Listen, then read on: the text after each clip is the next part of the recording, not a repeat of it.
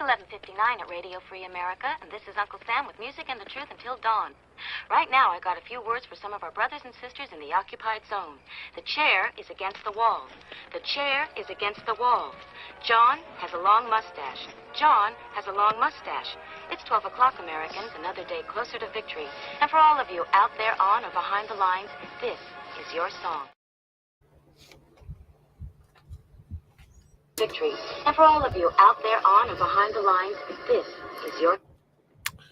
Okay, now I got my speakers working. Welcome, everybody, to another edition of a Second Amendment workshop, Second Amendment content workshop. Didn't have a scheduled one today, so I figured we'd get the puppy co-host over here and jump over to Minuteman University and take a look at it. It's been a little while since we've worked over there, and Tony's not going to be around on Saturday for a show, so we could probably get into something here and spend a couple of days on it. And I don't get to do that very often, so I figured let's jump into it. And I like to do things live for a couple of reasons. One is because I don't have time to do things and then also do them on the internet. And I'm not afraid to do stuff live. I've done stuff live for a long time. Hopefully my audio is working. Gizzard's out there. Give me some feedback on the audio if you would. But I'm not scared to do stuff live. Done lots of projects live. And hopefully the goal is to inspire and to motivate and to encourage, because nobody's going to do this alone. Certainly not doing it with the goal of being rich or famous. There's ways to make money off the industry. I'm not interested in doing that. And there's ways to do things to get famous. I'm not interested in doing that. But I am interested in ending the conversation, ending the debate through awareness and through the tools that we have available, the power, the massive potential we have available on the internet with all the creative people we have, and the ability to get upset and get manipulated. How we should be able to turn those tables around and manipulate and control. So let's do that. So we're going to take a look at Minuteman University. I guess I'm going to real quick play the show, make sure my audio is working. Okay. So if you're joining us live, participate. I'm not trying to do these things as presentations so much as turning the camera on every Tuesday to either inform or coach, or in this case, work on some projects, like I say, live. So Minuteman University came around in about 2015, I think. End of 2015, I went to Gun Rights Policy Conference for the first time. Charles Heller kept bugging me to go for years, and I decided in 2015, after gun channels had been around for a couple of years, and I saw the potential of what community could do. Gun channels was a community that we created. Me and another guy created it in 2013 as a response to YouTube attempting to create their own like Facebook situation. And they really forced everybody to go to this thing called G+. People were around back then, you might remember Google+. And it was dumb and lame on a bunch of reasons. And it was clunky, and instead of just getting in line and doing what we're told, we decided there's a massive group of people that participate in the live shows that are out there happening on YouTube. YouTube was pretty much the only place to do live shows back then. And that community could get together somewhere else besides YouTube. And since YouTube was shoving us over to G+, that seemed like an opportune time. So in 2013, we spent a couple of months. Well, I didn't spend a couple of months. I started building it immediately, and then we took a couple of months to figure out how to do it right. But essentially, it took a couple of months, I guess is the fastest way to say it, to figure out the technical side of it, to get a big, giant platform that could handle thousands of people essentially joining and being part of a community. And then what it probably took us, I don't know how long Gizzard came around. I think he came around like 18. It took us a couple of years before the community kind of, I don't know what to call it, like leveled out or kind of became what it was. At the beginning, it was probably like 6 or 7 things coming together, and it was some sort of a version of those 6 or 7 things, and eventually the stuff that's remained is what Gun Channels was. And then as people came to it as a thing, people kind of added to that. And it was a pretty fun thing for a while. So anyway, 2 years into it, I was at Gun Rights Policy Conference, and I knew that there was a lot of people that were interested, willing, and able to do activism. What we didn't have is anyone creating any kind of organization to that potential resource. So except for gun channels, which wasn't really focused on Second Amendment. It would have been awesome if it was, but it wasn't. It was focused on guns. So I decided I'm going to start Minuteman. Well, actually, I decided to work with the Arizona Citizens Defense League back in 2015 and started being their social media guy. And in 2015, Instagram was super hot. YouTube was pretty big. I was still a giant channel on YouTube. And I mean, I still didn't use Facebook, but I understood it. And we knew we certainly had people in gun channels that could facilitate Facebook work. But the Arizona Citizens Defense League was essentially 5 or 6 old dudes that got together in the early 2000s, 2001, and were frustrated that the laws here in Arizona weren't better, that they existed, that there was bad gun laws, essentially. So they started the Arizona Citizens Defense League at a Waffle House, like just sitting around eating dinner or eating breakfast probably, after a gun show probably, and decided to start this organization based off of the Virginia Citizens Defense League, which was the first of the Citizens Defense League. So Arizona became the second kind of daughter organization, and these guys started it. And long story short, 5 years later, they were a massive organization. 9 years later, we have Arizona becoming the first big state. It's actually the third state, but the second, the big state to start constitutional carry. And now we have 29 states with constitutional carry. So based on the action of 5 dudes that I know, well, many of them are passed now, but 5 dudes that I knew, and I knew they were just regular dudes that had an interest and a passion and devoted the time to do this. None of them were ever on a video. I mean, Charles is the only one that'll do anything because he's the media guy.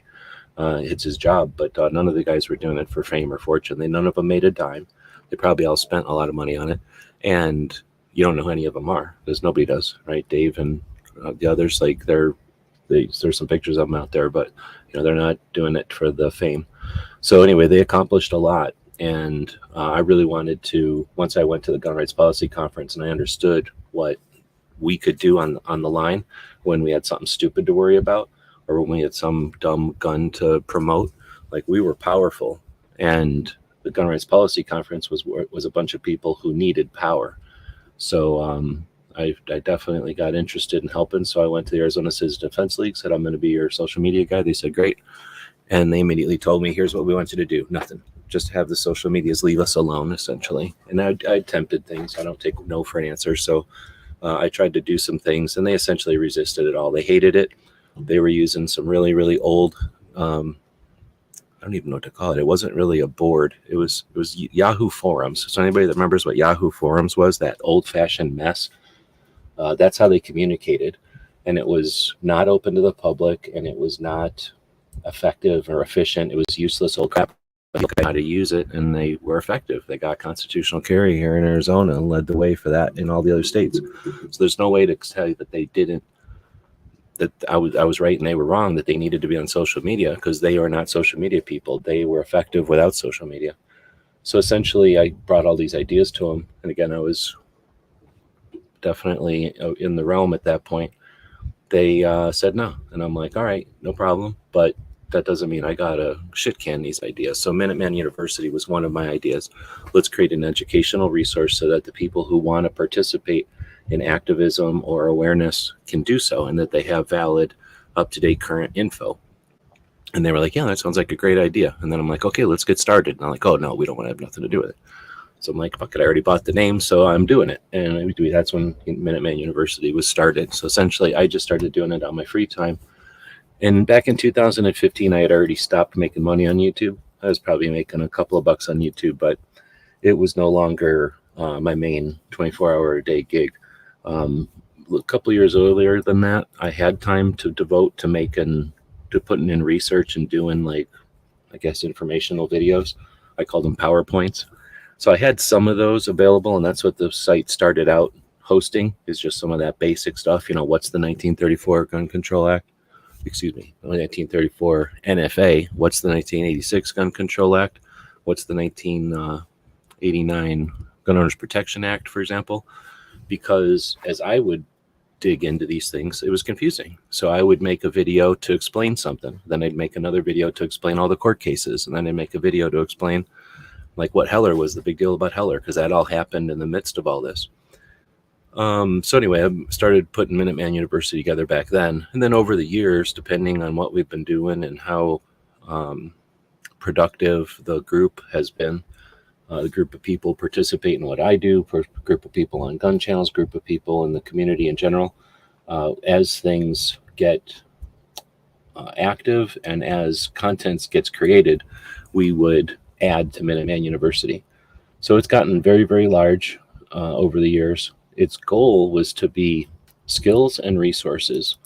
And it's definitely resource heavy. I'd say 90% of the effort spent on it has been resources, mainly because the skills is not my forte. I can help you with building a website. I can help you with, understanding the tools to use the internet to go live and stuff. But my goal isn't, my skills aren't in the, let's foster a giant audience and empower them to do shit. So I left that side blank, assuming that we would find people to help with that side once we needed it, at least at the beginning. But then as time went on, we figured out there's lots and lots of skills besides just the nuts and bolts of how to do stuff. How to have a conversation, for example, how to disarm someone who's upset, not disarm, but how to disarm their emotions from the conversation. I don't know if I'm using the right words, but there's different things that different skill sets that we can have as people in this realm where we can be more effective. For example, like awareness of suicide prevention and mental health options.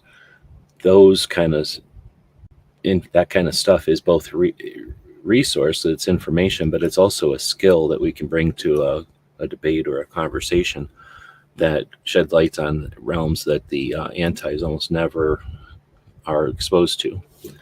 So anyway, that's the goal, is to be a kind of a two-sided website. One's for building skills, and then one for the resources you might need. If you're having a conversation with someone, you want to understand the history, but you don't need to remember every piece of history. So in order to have essentially like an encyclopedia or a Wikipedia of information, we have these resources here. And over the years, deciding, okay, I'm going to turn this into a useful website, or I'm going to turn this into a book, some other format to get the information across. Let's get started. So I had to start somewhere, started on the resources side.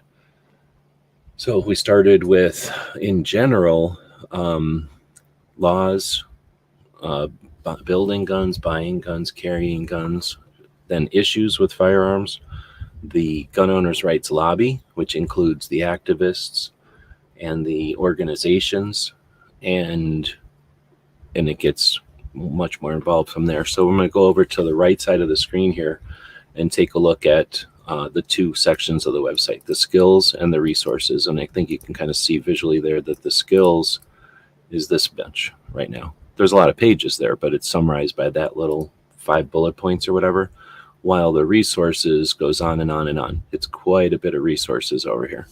So let's take a look at what we got going on. When it's time to update the site, when it's time to add to the site, I got 2 ways I can do that. I can roll up my sleeves and take a look around and go, okay, what needs paint? What needs some nails? What needs some plumbing work done? Or what needs a patch on a roof or something? What can we do to fix this thing? Another way to do it is to go, okay, what are people talking about? Okay, they're talking about the bump stocks. Okay, they're talking about the circuit court case, the circuit courts. They're talking about the processes for court cases, right? Maybe they're talking about a new law that's being pushed out, and that might have that might touch examples of past laws or what else that politician has done. So now you get into things like lists of politicians on our side and on the other side. One of the ways that they mess with us is having changing the names, I guess, of their organizations. And typically the funding comes from one guy that we all know, but sometimes he'll create an organization that funds another organization, and then that new entity gets another name. And often it has something to do with a new initiative they want to take on, something that failed, like the Charleston thing never took off for them. So they may have a whole organization kind of set up to push that initiative. And when it didn't go anywhere, they'll just kind of dissolve that one and start up a new one, or just straight change the name of it so that the same people doing the same thing just rebrand and go in a different direction. So keeping track of that can be useful, can be potentially useful in a conversation with someone who doesn't understand that they're being given information by essentially stale old regurgitated anti-gun crap that's been going on for years and years and years. Not always, but I'd say probably 80% of that stuff. So as I started to find just individual things that were an issue, I would add a new place to the website, figure out a place to shove it in here and add a new page to the website. Red flag laws became a big thing maybe 6 years ago. That wasn't even a word. I mean, somebody knew what they were, but unless you were in one of the couple of 3 states that had issues, there was no national campaign on it.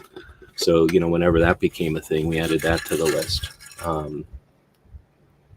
Anyway, so you can see that the list has grown over, I don't know, it's almost 10 years now. So it's been growing for quite a while. So when it comes time to fix this thing, how do you approach it? And that's pretty much where I'm sitting right now. Now, normally if I wasn't going live, I wouldn't have been sitting here for 17 minutes telling myself the stuff that I already know about the history of this whole thing. But that's sort of where we're at. I'm looking at this. I figure I've got 2 days where I can, or maybe 2 couple-hour chunks that I can work on this. I guess I could go behind the scenes and flip it over, log into it, and see what updates need to happen. I'm not going to do that right now, even though this is a workshop. It's probably a little bit too technical for some of the people that are watching. And I don't know. Nobody's saying anything. Chris and Rose Duro and Gizzard said, hey, but nobody has been asking any questions or participating in the chat. So I don't know if the interest level people have at like looking at the back end. But aside from like the back end, aside from making sure that the plugins or the theme or something are updated, or making sure there's no conflicts, or making sure we're not getting like spam attacked or something like that. Aside from those kind of technical updates, when I look at the outside, sometimes I'll look, just walk through the pages. If I was really doing this for a client or for something that really mattered, that was super important, that was critical, I'd be opening it up in different browser windows, different types of browsers. In other words, I'd be opening it up on phones and tablets, not just emulators, but like we're trying to open them up in the phones themselves to see how they're displaying, how it's showing up. It kind of gets back into the technical side of it. But if there's a glitch, like this picture might have died for some reason, something happened on the server and something zapped it, and now the picture is not displaying right. Maybe that's only happening on phones. That's the kind of stuff you discover when you kind of look at it from different places. That being said, it's a pretty simple site. I don't put a lot of fluff into these. The reason they look kind of bland is because I don't want a bunch of bells and whistles on them, so that they're not bulletproof, but they won't break. They're not as fragile as fancy sites are, but that doesn't mean they don't break. So that being said, aside from any physical damage or code damage, I guess you could call it, I guess we could also look and see if it's still making any sense. Things have changed over the years. People have become more aware. So I'm not talking to a 100% naive audience like I would have been in 2015. Apologize for anybody out there that was paying attention, but if you were, you understand there was very, very few people paying attention to the Second Amendment issues at the time. So nowadays we do have activists. We have people who've been in the realm for a while, so don't need to do all the introductory stuff, perhaps. On the other hand, it's polite to do the introductory stuff, to not assume that the viewer is going to be completely aware of whatever you got going on. So anyway, there's Krabby out there. Welcome. Like I said, I'm thinking as I look through this, I'm probably not going to change too much of the layout or overall, at least at this point, but that's something I could think of when I first put this thing together. Like I say, it started out with just some basic topics that I had already had YouTube videos for, some of the core things that I consider the core things. If we go down this list, that would be the firearms laws, that would be our community, and perhaps our industry, depending on if you want to, divide that up. So those would be like the main topics or the main divisions or the main pieces of resources we wanted to offer. So within firearms law, it's pretty simple to divide it up. You've got local, state, and federal. So there's all that. Those are those differentiations. Federal laws, pretty set and dry. State laws, though, all right, get ready for another deep dive, because now you've got bans, you've got prohibitions, you've got permits, you've got all kinds of stuff. So each state has the potential to have its own set of circumstances, and guess what? They're all completely different. So keeping track of all of that stuff is a whole nother layer of detail that, again, we didn't sit down and go, what are all the state firearms laws? I did it when I first started, but let's say I had CCW laws, let's say I had hunting laws, and let's say, I don't know, I had purchase laws. Well, then I find out that some states require a pistol permit or an FOID, firearms owner identification. So you have to you have to be qualified just to intend to buy a pistol. Not the same states, but sometimes the same states, but other states also, a few, require you to get a authorization before you buy a pistol. So now I want to buy a pistol, I got to ask if it's okay. They say, yeah, you can for the next 30 days or something like that. So as I discovered, there's more and more of these laws that maybe apply to this, 5 states, 9 states, 6 states.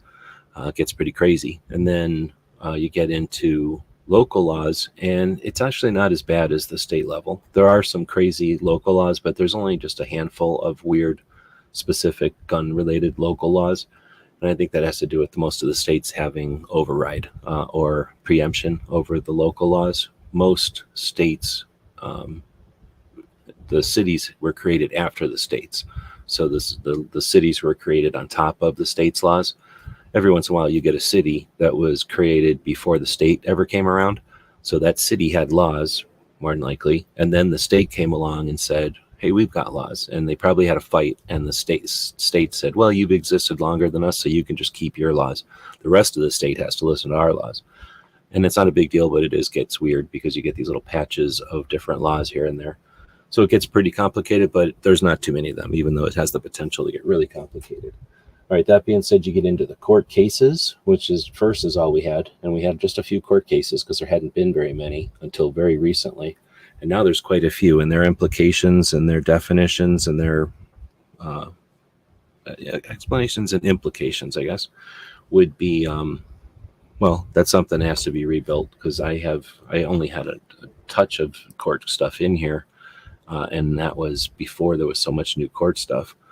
But I guess this gives you an idea of, how the site's laid out, try to explain the stuff. I like infographics because most of the time we're trying to retain the information, not study it like some kind of a nerd. So you don't get an award for just memorizing everything, but having the information that you can recall, I think, is useful. So for a long time, we did these characters. We did them all live in front of people so that we could talk about the person we were doing it with. And often these were people that we had on as interview. But so there's an association, of visual association with, for example, Rhonda Ezel, who's gone to the Supreme Court twice against the city of Chicago. McDonald, who again went to the Supreme Court and won against the city of Chicago. Rhonda won both times. We got Dick Heller, who's running around still. Well, Rhonda's still running around. McDonald had passed a few years back. But, and now, of course, we have New York State Rifle and Pistol Association versus the loser, Bruin, to add to this list. There's no person to put there except for the National Rifle Association, which everybody hates and doesn't want it. That's why they want to say Bruin all the time. And now I guess we have an even newer one with the, what are we calling the new one? The new one, right? And now we have an even newer one. Wait, do we? Yeah, we have an even newer one. So there's like 2 more I've got to add to this thing. But that's the goal here, is to list the court cases. Well, then we got into, there's more than court cases. There's the circuit courts, and those get into discussions occasionally because they play a role in our cases. So started to add some information about the circuit courts, but beyond this visual, I haven't had time to learn or or add anything else to this. But then I've added some Supreme Court rulings over the years that have come up either in conversations. If you watch like the Forge of Freedom podcast, that's a good one. That's a good lawyer podcast to listen to. Not a bunch of hype, just information. Podcasts like that, though, I'll occasionally mention something that I don't have or didn't have in the list. So I'll just use this as notes, essentially, and we'll add it to the list. So it looks like I could clean up the Supreme Court section there, or I guess the court cases section there.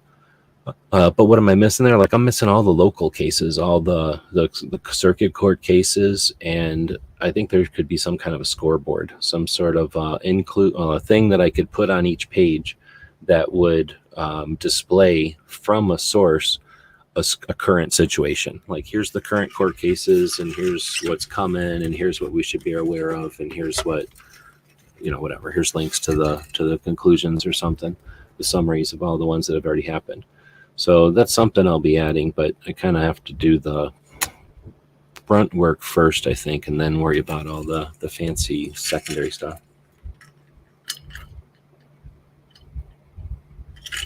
Then we get into bans, firearms law enforcement, and that's a tough one, because where do you stop there? Of course, we got the ATF in here, but the FBI touches us with NICS. And then we have local law enforcement and local issues, sheriffs standing up for our rights, and chiefs of police going against our rights. This is all important, not just because we want to bicker or complain about stuff, but because there's essentially three ways that guns are addressed in society: either medically, like civilly, I guess, or society, right? I think that's how you say it. So the medical is the doctors, and they get to run their whatever they want to say. If they want to say guns are a disease, if they want to say that gun ownership is a disease or whatever, that's one of the reasons that's one of the reasons we hear what they got to say, because they'll say whatever they're being funded to say. And you can get doctors to disagree with each other all the time, and there's no science, because the science is made up by the doctors themselves. So if you get two doctors that hate each other and have opposing views, they're both going to have science that works against each other. So it's very difficult, except for he said, she said, whatever, to defend against the medical side, which is probably why the antis go towards the medical side, why it's an epidemic all the time. So you can't define an epidemic, but you can find civic, so laws, right? And how laws are enforced and that kind of thing. So you've got your sheriffs, which are elected, and you've got your chiefs of police, which are appointed, and you got your chiefs of police in places that have poor policy, and they have the worst situations, and they're the ones that point the fingers at everyone else, and everyone else says, hey, look, we've got no motivation for someone to be mean to each other here, because there's a lethal consequence to their action. They know that they can be mean to each other in that area because bad people can be mean to good people in that area because you got bad policy. Like, you've got no way to lethally defend yourself in that area. So of course people are going to be different in that area. They're not going to come over here and punch somebody in the face when you could get killed for it. There's no consequence to punch somebody in the face. You might punch somebody in the face. Anyway, so we've got the medical, then we've got your legal or civic, and then I think you got your policy, and that's the one they never want to deal with. But your policy, your society, your root causes of issues, what causes people to be violent. Some people will suggest being poor creates violence. It's bullshit. Tons of poor people that aren't violent. It is something, and it's typically bad policy. It's politicians trying to make the state everybody's cushion. So then you get just that seems to be the issues when we talk about where this all comes from. I don't know. People have their own opinions on it. I'm sure to get into opinions, I guess. But that's the three major areas. We've got your policy, you've got your medical, and you've got your civic. And when you can look at yourself as a politician, then unless you're running perfect, you're not going to look at yourself. So you're going to point to the other two. And if you've got sheriffs that you can't control, then you're going to go to doctors. And if you've got chiefs that you own, then, or that you've appointed, then you're going to say it's a criminal thing. And that's why we see them only going after criminal and medical, because they essentially run those realms. If we go after the societal or the policy side, they'd have to shine a mirror at themselves. So in order to illustrate that all better or get that across better, I think that's another reason I had this the law enforcement or the firearms law enforcement section here, is to let people realize that, yeah, they're there to enforce and they're there to regulate as part of the executive branch at the national level with the ATF. But look at it. It's been around since 1862, and there's been that many badges. It's had that many different roles. It's had that many changes in its overall structure. So it's by no means where it is today is going to be where it ends. In fact, it's actually had a pretty long run the way it's been. So it's time for a change. But anyway, so I think that's one of the reasons we added, one of the frustrations I have with the firearm side. There's just so much to add there. Then we get into the things that are, I guess, technically firearms law enforcement, like the ATF comment periods. And again, for a long time, those were just for the true advocates. Like no one else even knew about them or gave a shit about them. And we did these things since 2015 was the first one with the M855 ammo. And we definitely opposed them. And that was in 2015 when we still had quite a bit of, there was a residual momentum from 2013. But then when the bump stocks happened, we got our asses handed to us. Stabilizing braces happened right at Christmas time that year. Then they came back and did stabilizing braces. And of course, now we're just now dealing with the consequences. And how many people are paying attention to that whole drama to understand how we were so abused and how we were almost irreparably harmed, not on a whim, but on a deliberate, intentional, I want to say, like hiding behind fuzzy facts, right? Behind unfocused issue. So, and that's just the ones we've had now. They now know comment periods are something they don't have to fear. They know that, we haven't mastered those. So I don't think at least personally, I don't think we've seen the last of those. But, keeping those in the list, it's again something that it's worth having there. But how big a focus, what priority do you put on it? Let's see. Foss is out there. Welcome. Saying the push to make it a healthcare issue so that they can bypass the Constitution, a la the bullshit from a couple of years ago. Yeah, I believe that is potentially one of the reasons to push in that direction, right? Is to see where they have, I don't say power, but where they have potential, where they have an angle. They have been pushing violence as healthcare issue for 30 years. Not quite. I mean, I could be wrong, but it seems to me like they've started this one since 2013. Though they definitely have messaging out there that's all over the place. And I'm not saying they've never mentioned it before, but up until 2013, it seemed as though they had a playbook. They had a 3-ring binder with about 8 plays in it. And they would play one, and then they'd wait a while, and they'd play another one. And, because in 1994, when they thought it would be cool to ban assault weapons, and they thought they really scored a victory, and just about anybody who touched the assault weapons ban was taken out of office in 1995, and subsequently. So in 2004, when it sunsetted, of course, they didn't say a word. So, at the local level, every once in a while, somebody would get up like their canary, the person that they put out as a sacrificial entity to find out if the time is right. They would send somebody out and say, ban all guns, and see what kind of response they got. And maybe they do some stuff to kind of test the waters. But I don't really think it's been a major campaign, just because they haven't had any major campaigns. They've only had, like I say, these like few number of plays. And it seemed to me like they were sending them out, I don't want to say strategically, but like intentionally, just every so often, so that they could gather money probably, and just to see what the wind is like. And obviously in 2015, something must have happened. They decided, well, the time is right. Let's just start pushing it. And they've been pushing ever since.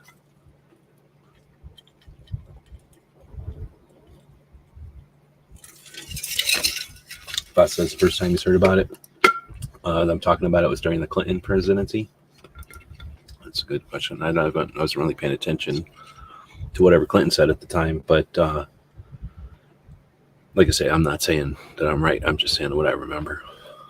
So then I decided to put a section in here about owning guns because so many people are new that, just didn't grow up with guns. And even if you grew up with guns, that doesn't mean nothing.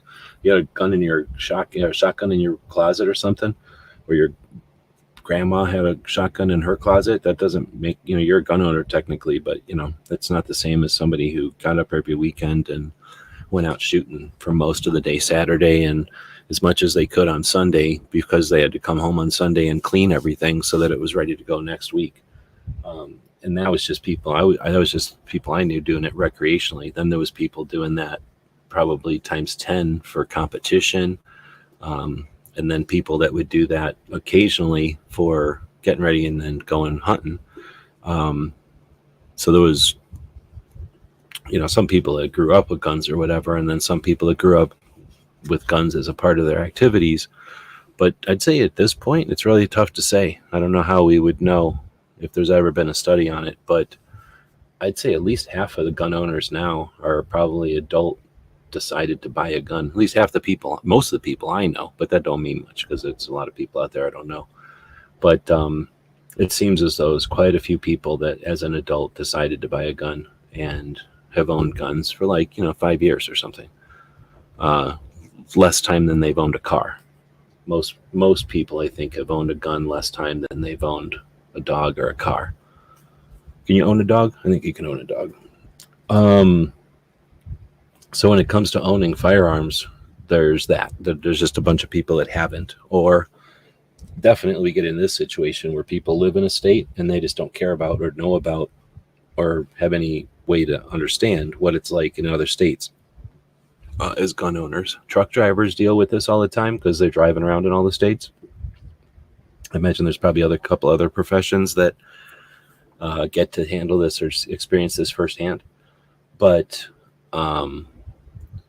there's so many issues. So we added safety, kids and guns, 2A doctors, suicide and guns, mental health and gun ownership, red flag laws, gun storage, firearms deaths, marijuana and guns, firearms insurance, stand your ground laws, castle doctrine, and gun control and racism. So I put all those under owning guns because even though some of them have to do with laws and things or just our cultural experience with the racism, it's all part of gun ownership. And if you're not an owner of a gun, then you probably aren't even paying attention. I mean, gun owners don't pay attention to these things. So as a non-gun owner, why would you be paying attention to any of that stuff?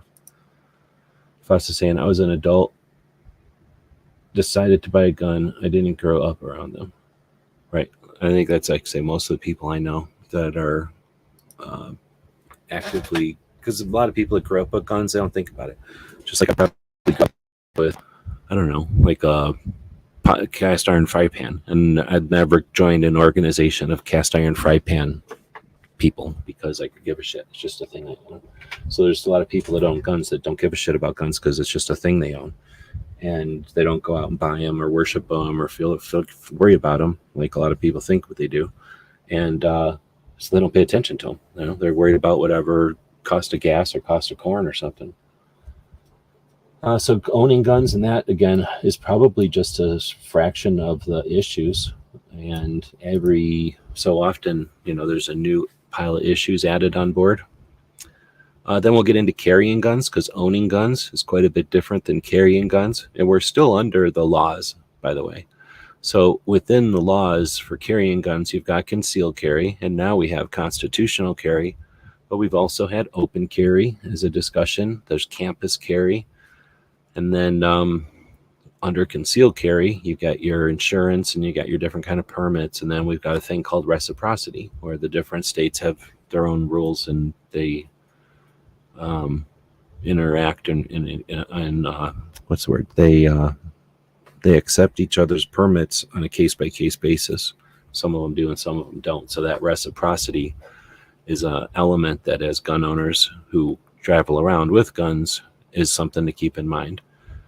And then, of course, gun-free zones, didn't know where to put it, so I've put it with carrying guns, because you'll experience gun-free zones as you carry, but this could also be put into the laws or into owning guns, because gun-free zones are also just a way that the anti-rights crowd is using propaganda, or the state, I guess, to suggest that guns are the dangerous thing, and that the guns themselves are the problem, not the person using the guns.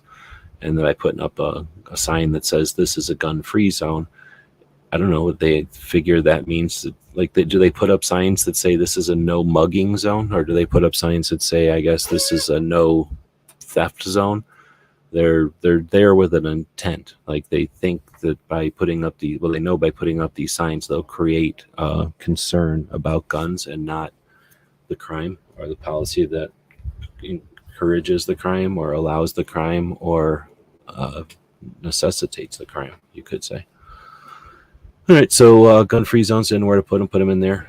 We got buying, and that's one that there's not enough room on that, because I know that look, there's nothing on gun-free zones, and I know that Unapologetically Armed has done quite a bit with the gun-free zones in Missouri and with the Women for Gun Rights organization. And I think there's a big revelation in the last couple of years with the idea that when the antis go to their limited playbook and pull out so many guns are stolen from cars statistic, they never they never do any additional research or offer any insight as to how many of those guns are stolen from the parking lots of gun-free zones, where they've required the gun to stay in the car. And when you create a situation that criminals can exploit, criminals will exploit it. What do you know? And now they use the results of that exploitation against us again. So much of this is frustrating, because if we could get rid of one or two of these things, they have side effects, they have trickle down or whatever, and as you pull some of these bricks, it all starts to fall. And what we're talking about here is, once you create awareness for some of these things, then people start to see that none of this is based on accuracy. This is all based on lack of awareness and emotion. The whole anti-gun rhetoric is based on, let's include 19-year-olds as children, make up these huge campaigns that create concern that children are the ones being attacked here, completely ignore the massive role that crime has to do with it, and the underlying, not motivation, but 99% of all the harm that's coming from firearms is criminals usually attacking other criminals, and then essentially, and if some criminals attacking just people getting mugged and murdered and raped and stuff, but a lot of it is just criminals fighting over their own drug territories and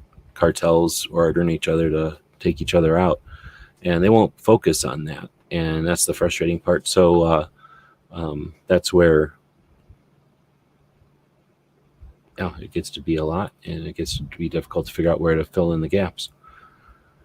So I guess so I'm going to quit going through here. We've been going for about an hour. You get the idea that there's lots and lots of, I don't want to call them rabbit holes, lots and lots of tangents to this whole thing. Somewhere in there, like I say, I started to do the caricatures for the individual people, and I think it started with the founders of the National Gun Owners' Rights organizations, and then it kind of grew from there. And this isn't all of them on this image right here. I guess I can just open this image in a new tab and look at it even bigger. But this is probably made in 2020, I guess, when I had done a bunch of them. And once I had a bunch of them, my goal was to arrange them in a way that kind of shows the expansion and growth and the order in which we had these organizations. So if we start back with Harriet Tubman, back in 1849, I consider her to be Harriet Tubman. What did I say? Tubman. But I consider her to be the first Second Amendment activist. Just being a hardcore lady back in the day, standing up to all kinds of shit. And then as we go forward, we got some of the first people to be involved in firearms, the people that started the NRA, and Annie Oakley. We've got the first organizations coming up after the Militia Act kind of created the idea of marksmanship and, hey, practice once in a while. So on the left here, you've got pieces of legislation, different acts and different federal laws, and then some court cases kind of in different colors there to show you the frequency and the time frame that these things came into being, and then what they created. So when the Militia Acts, for example, created things like the NRA, there's been lots of militia acts. I should say the first Militia Act of 1792 kind of initiated the whole idea of like, hey, we need to practice once in a while. Then we had different shooting sports and stuff kind of happen. So NRA kind of happens there. The State and Rifle and Pistol Associations start to show up.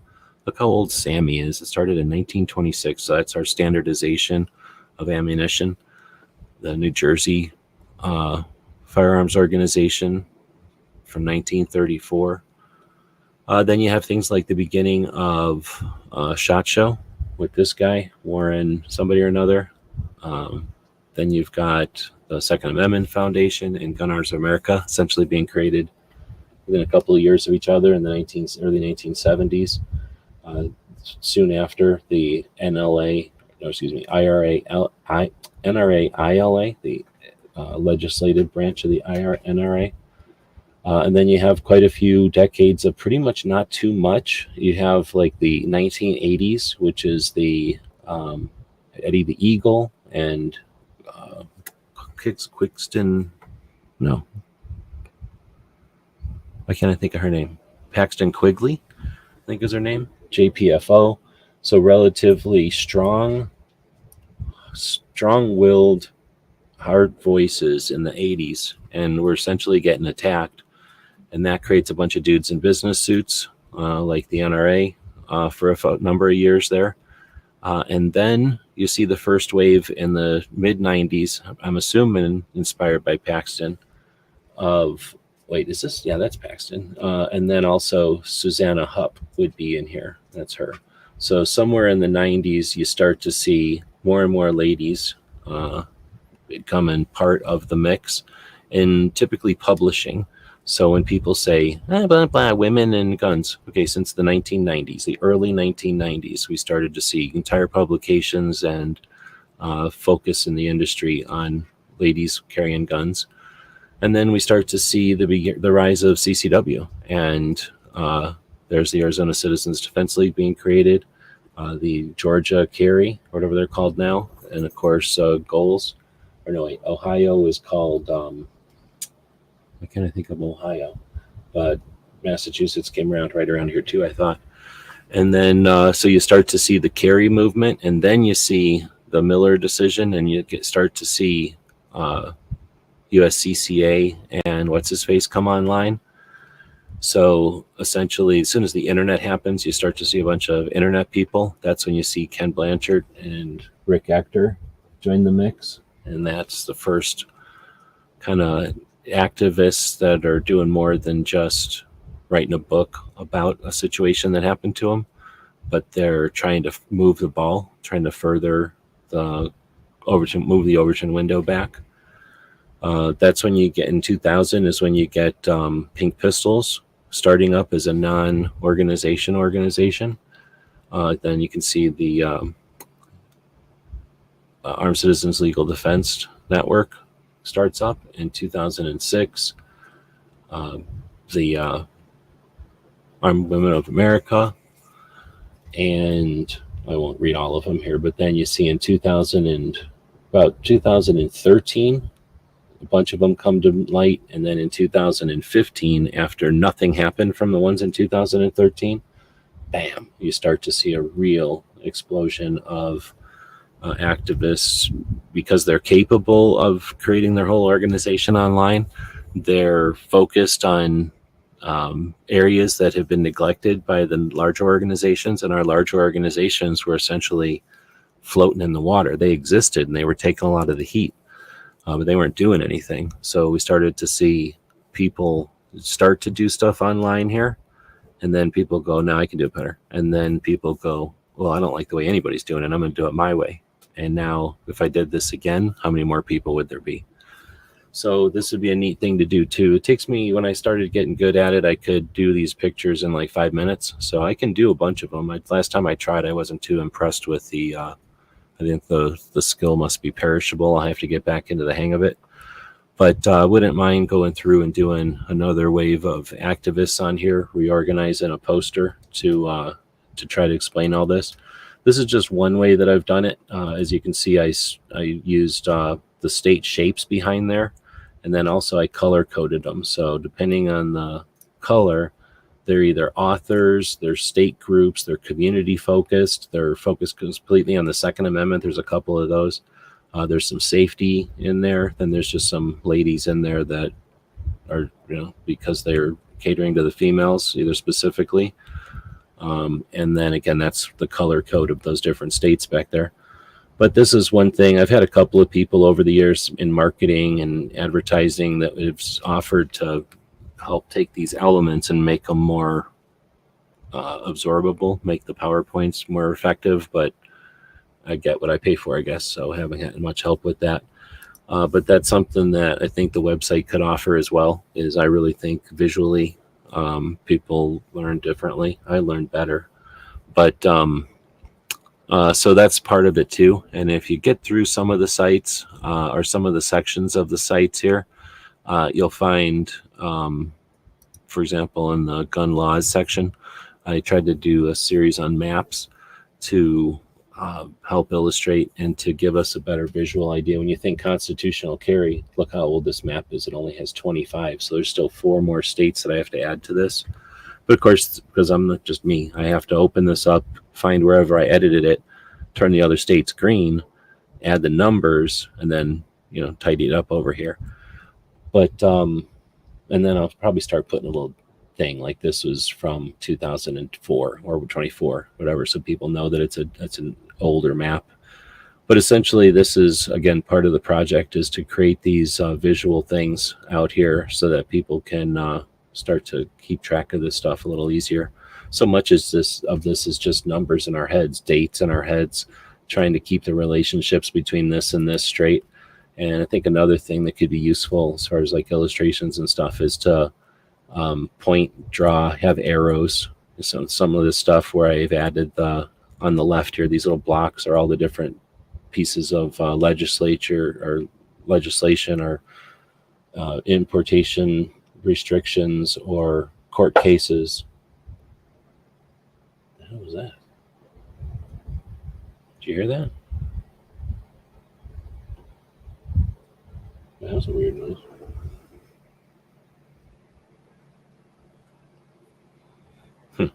And where it came from is a weird spot. I guess it could have come from the speaker. Anyway, so there's that element of whenever I look at Minuteman, I try to think of where I could put some more images into it to make it useful. Firearms deaths is a one that's been on my mind for a while. Wheeled and Well-Armed helped me with this one with trying to visualize, the ATF is alcohol, tobacco, and firearms. Well, tobacco is 480,000 deaths. This was as of 2019. I think we put this together in 22, and this was the best dates we had at the time. But ATF, tobacco, 480,000 deaths. Alcohol, 95,000 deaths. Firearms, 11,000 deaths. Of course, we took suicides out of there. Suicides would make it 40,000, which is bullshit. But even at 40,000, it would be half of alcohol, and it would be 10% of tobacco. Yet, what does ATF worry about? 99% of ATF's attention is spent on law-abiding gun owners. So this is the kind of stuff that drives me nuts. And of course, we don't want to disassociate what we're talking about here. We're talking about deaths of humans, but tobacco is essentially a vice. It's essentially something that people choose to do in a free country with the understanding of what the potential might be. alcohol, pretty much the same thing. I guess it's possible for somebody to be given alcohol unintentionally or against their will and have a fatality. It's probably more likely to have a fatality when you didn't want to drink alcohol than if you're intentionally and you're good at it. But whatever, again, that's essentially a vice and something that people have the ability to control most of the time. And you're reckless if you're dying from alcohol. You're doing something dumbass, right? Tobacco, you die from tobacco because you participated in that activity for probably your whole life. Firearms, is that a vice? Firearms, if you want to be able to walk home safely with the cash from your cash business, if you want to be able to get from your house to the mailbox without some kind of javelina coming up and biting on you, I don't know, whatever your reason is for wanting a firearm, it's somehow a vice. And somehow just by having a firearm around, it's going to cause deaths. Well, it can't be the case. If there's only 11,000 firearms deaths, then we have 350 million people in the country and something like 40 million or way more own firearms. It just doesn't make sense that there's any accuracy to the fact that guns cause deaths. So it's just ridiculous that the ATF even is involved in firearms. But hopefully this visually, gets people to understand that. And I'd love for Minuteman to be full of those. So with this being said, I've spent an hour on it, and I didn't know what to expect. I do these things live, and it gave me a minute to talk about some of this stuff, maybe to talk about some of the stuff for the first time for people who didn't know that this had been going on since 2015. And, there's different spurts or different like sometimes we have to react to something that happens. Sometimes things come out of nowhere, like the CCW fashion shows. When I first heard about those, I was like, oh, okay, that sounds like a good idea. Fashion show for people who like fashion, I guess, and people who like to carry guns. It gives you the fun of a fashion show for people that like that. But it's also the information of what prints and what carries well. And if I've got this body shape and that works for her or that works for him, now I know. So I could see that being pretty useful. But I started hearing about those back in the 2000s. Well, the early 2010s, I guess. And it turns out that, I started hearing about them from, anyway, it turns out I've learned about these things over the years, how they've been created and by who. And now Amanda Suffolk is running a version of them. And now that she's a board member with the NRA, it will be interesting to see how that keeps going.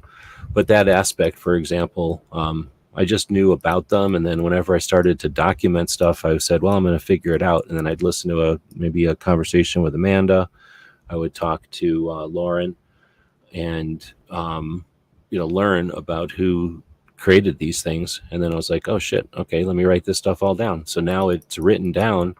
Somewhere someday somebody's going to wonder what's going on with the CCW fashion shows. And there's some articles out there. It would probably took me a day or two to accumulate most of this. And then it took me meeting up with more than one person and listening to lots of interviews over the years to keep adding and editing this so that it's not just as accurate as possible, but it's as inclusive as possible. Because there was the shows, the CCW fashion shows that started in 2012, don't get talked about very often by the people doing them today. Let's just say, like the people don't think about what came before. They think about what they're doing today. And it's not, it's just the way it is. So the goal here is to kind of keep some of this stuff written down so that it doesn't just get lost to history. Because if the other side's never going to pay attention to what we're doing.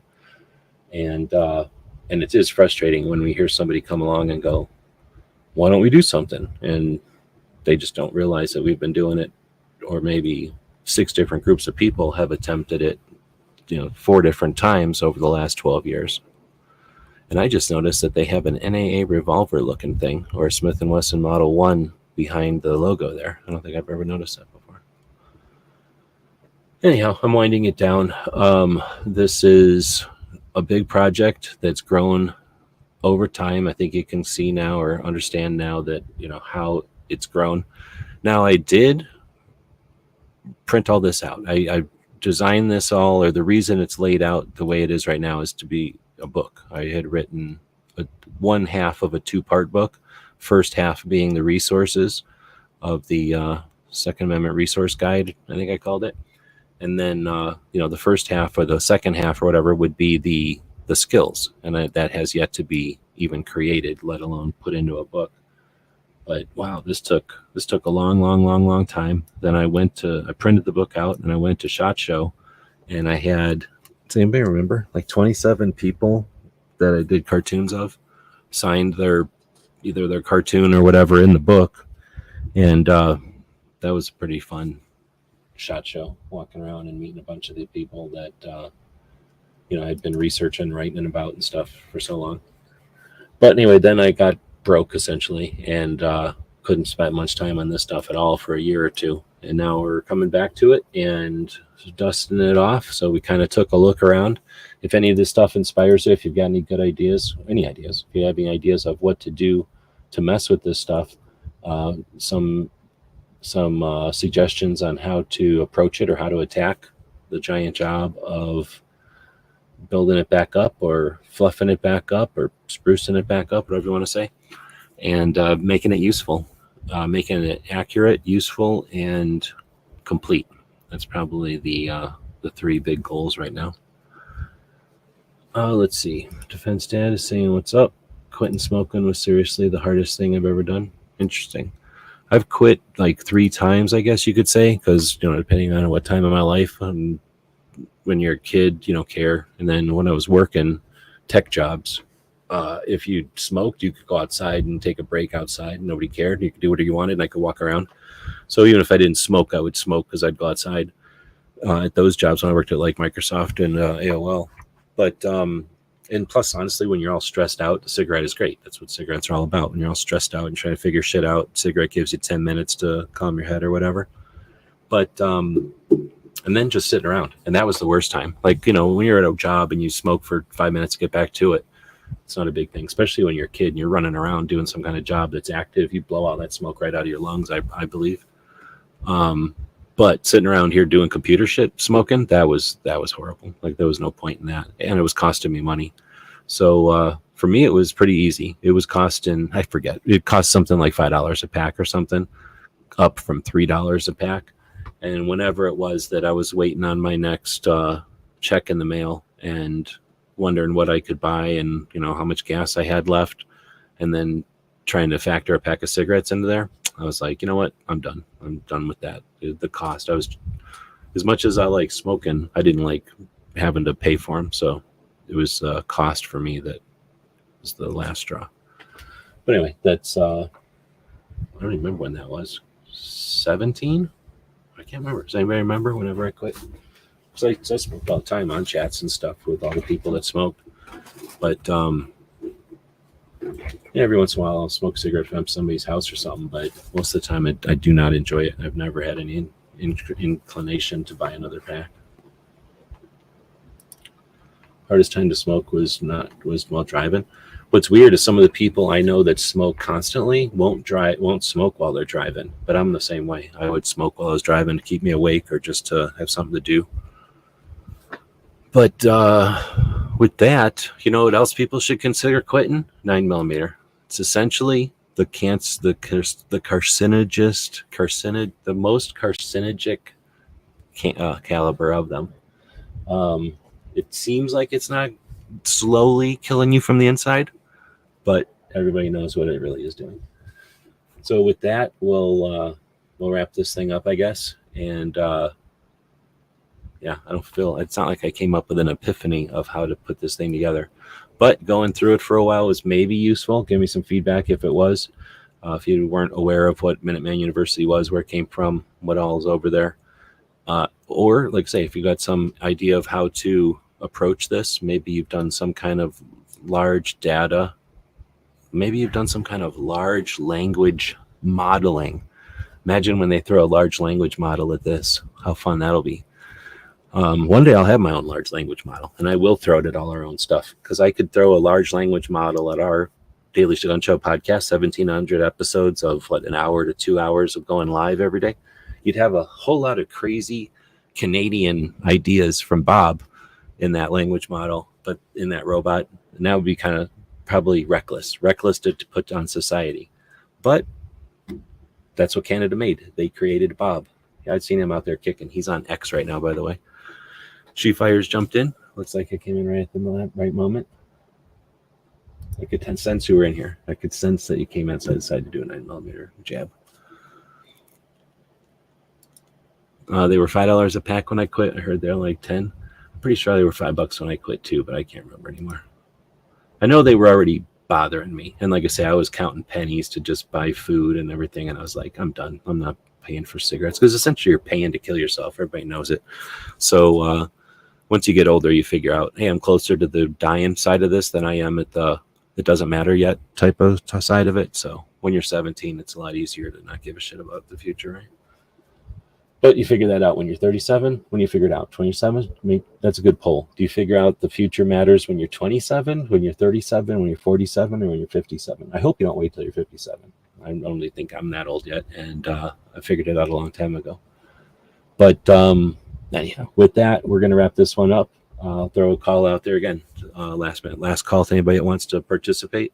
Nothing I do online is a presentation. I have to present because it's just the way to facilitate it. But if you look through this, literally everything about this was created in Charles Heller's living room one time with, I think, 2 or 3 other people, and then they all shit on it. So I then took it and started building it with people from gun channels, but like Smeggy and Kingpin and Dead Horse and Gizzard and others are all part of this.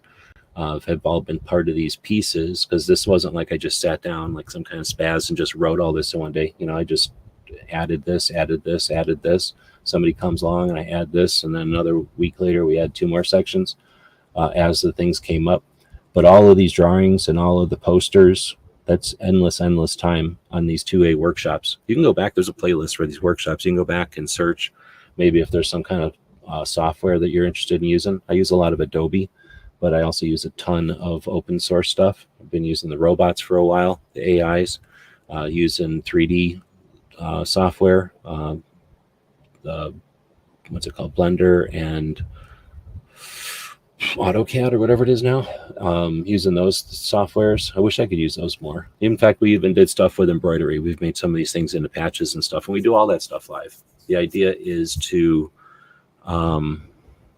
again, show that this stuff is all just work. It's just all figuring something out. It's just all projects. If you need to cut the yard or mow the lawn or clean the pool or set up a website to create Second Amendment advocacy, it's just a bunch of tasks. Once you learn how to do them, you can do them over and over. Everybody's allowed to. Nothing's stopping you from buying a website. It costs you $10 to buy the website. It might cost you, I don't know, a couple of bucks a month to host. You could do it on something like 2A web hosting that Night Strike offers, or any of the other places out there that offer inexpensive web hosting. And 5 minutes later, you'll have a website set up pretty much with as much information as you want to put on it, and it could grow to this size easily. We want to thank our Patreons, the people that make it possible. This is sitting on a server. This website is sitting on a server. Every Second Matters is sitting on a server. Gun Channels still exists. It's sitting on a server. All the other websites we've got out there are sitting on a computer. Essentially, it's a server. It's just a computer that's online all the time. Like, it's just turned on and it's connected to the internet. Anybody who knows the address can check it out. So the address of this one is minutemanuniversity.com. You go there and you look at all these different files that are there. Well, that costs something. It doesn't cost a shit ton, but does when we have a lot of websites. So each one of these, costs a little bit. It adds up, and all of that cost is taken care of by our Patreons, the people that subscribe over on Patreon. A couple of people hate Patreon, so they subscribe to what we do on YouTube as a channel member. And then one person who may or may not be in this group right now also subscribes directly through PayPal. So we appreciate all of that. I'm definitely in a better place than I was, but I am not independently wealthy yet. So those costs are all paid for by the Patrons. I don't have to even think about whether or not all these websites are going to stay online anymore because of the Patreons. I'm not traveling all over the world. I'm not making, I'm not going to the Gun Owners of America thing, essentially, because I don't make that kind of money on Patreon. That's going to cost substantially more than I'll bring in Patreon in the year, probably. But these projects that exist and are just slowly there every single day. And what matters is things like Google that search the internet every day or so, probably a couple times a day now. they'll look for when a site like this changes, and they'll have known every time we made an update over here. And those changes, that activity on the internet, indicates that this is something that's important to some people. And obviously, the more things move and the more things change and get updated, the more important Google sees their, they indicates more importance to Google. So I appreciate that. This is not done just, there's no pictures on here. There's no ads on here. I guess there's technically a link to us and our stuff. But aside from that, way the hell down the page there's no call to action there. I just put that there because it's silly to not put it there. But this is for resource. This is so that the internet knows that this information is out there, that we've assembled it, we've combined it, we've linked to it whenever possible. And this is all the Patreon's doing. So thank you for that. Those Patreons are thanked at the bottom of every single web page. There's a rotating thing here. So like this one says the SHOT Show Pit Crew. Those are the people. There's actually quite a few. There's only a couple of those left. But back when we were traveling, that was our way to get on the road. But this is our lunch club, the BLT club, and there's a whole bunch of people in that, and we thank them by name. So every time you reload one of our pages on any of our websites, at the bottom there's going to be a thank you to the Patreons, and that's how you can find our Patreons too, by just clicking on that link. Or that's how you can become a Patreon, by clicking on that link, I guess. So anyway, thanks for that, and we'll be back on Saturday to finish this, or not finish this, but do more with this probably. Tony's not going to be around. He's doing something. So I'm just going to work on projects on Saturday. So I'll go live if there's interest. So feel free to participate in the comments. Say if you want to see something specifically. Or if nobody says anything, I might dig in somewhere here. I kind of already looked at calendars the other day, so I have a kind of an idea what does or doesn't need to be done over there. But I really do need to kind of not talk and just dig through these pages. Once I'm doing it by, just quietly myself, I can get through them a lot faster. And because I know there's so many loose ends over here, I don't know where even all the untied bows are that I gotta, maybe just tidy up. I know there's definitely some big gapes, like some big missing arms or, whole parts of this thing. But those are going to be real time to complete. Anyway, so feel free to take a look around over there, and if you have any ideas, we'll take them. Let's see. Is there just saying he quit at age 45? Probably a good time to quit. She first saying appreciate all the time you and others put into this. Invaluable. Appreciate it. And that's a great point, that this is also done as a community thing. Like this was something that we did together on Gun Channel, so lots of people are involved with this. I was just the one to, stand here and do the push the buttons and pay for the stuff, but bunch of people are paying the bills. I'm just putting the money into the, I'm just diverting the money over. The money's coming from Patreon from like 100 people out there that are putting into it. And more than 100 people participated in the creation. So you're right. Thank you for bringing that up. Those folks are invaluable as well. All right. Well, we're going to close this one up with a quick commercial for Gizzard since he's out there. He does a show on, when does he do that show? This is Earl Benson reporting from downtown Topeka, where Gizzard Gary is rampaging through the city. Authorities have asked the public to stay indoors. They believe he will tire soon and need a nap. Gizzard Gary can normally be seen on Foul Territory, Friday nights at 7 p.m. Central. Wednesday, 8 p.m. for the channel members chat. Stay safe and give him the bird. Earl Benson signing off. Thanks, boss, for that one. And we'll throw a quick commercial up for our store. Captain, a vessel approaching. On screen.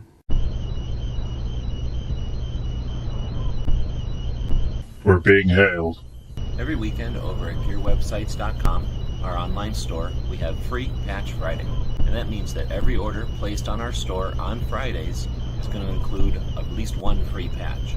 So that's every order with no coupons, no minimum order, no codes needed. You place the order on Friday, and when it arrives to you, it's going to have at least one free patch. Your support means a lot to us, and financial support is critical. So thanks again to the people who keep us online through purchases at gearwebsites.com.